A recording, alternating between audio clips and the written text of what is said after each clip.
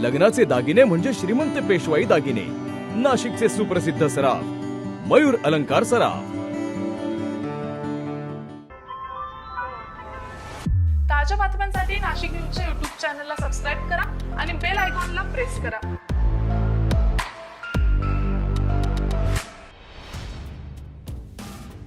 मतदारसंघातील नांदगाव मनमाड रोडवरील एका शाळेच्या आवारात मतदारांना थांबवून ठेवल्याच्या कारणातून अपक्ष उमेदवार समीर भुजबळ आणि महायुतीचे उमेदवार सुहास कांदे यांच्यात प्रचंड बाचाबाची झाली। त्यानंतर दुपारी नांदगाव तालुक्यातील साकोरा या ठिकाणी 2 अलिशान कारमधून पैशासह मद्याच्या बाटल्या ग्रामस्थांनी जप्त केल्या।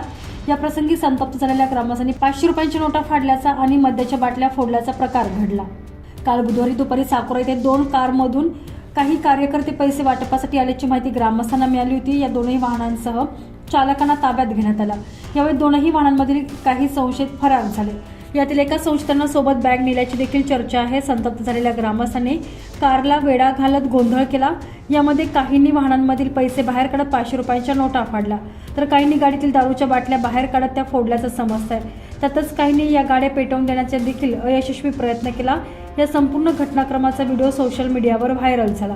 याबाबत माहिती मिळताच पोलीस अधीक्षक विक्रम देशमाने यांच्यासह पथकानं घटनास्थळी जाऊन जमावाला पांगवण्याचा प्रयत्न केला, मात्र परिस्थिती नियंत्रणाबाहेर जात असल्याचं लक्षात येताच पोलिसांनी अतिरिक्त फौज मागवत लाठीचार्ज करत परिस्थिती नियंत्रणात आणली। पोलिसांनी दोनही चालकांसह त्यांच्या ताब्यातील वाहने जप्त केली। यावेळी साकोरा ते नांदगाव रस्त्यावर तब्बल 2 तास वाहतूक ठप्प झाली होती। या प्रकरणी रात्री उशिरापर्यंत गुन्हा दाखल करण्याचं काम सुरू होतं। Bureau report, Nashik news, Nandgaon.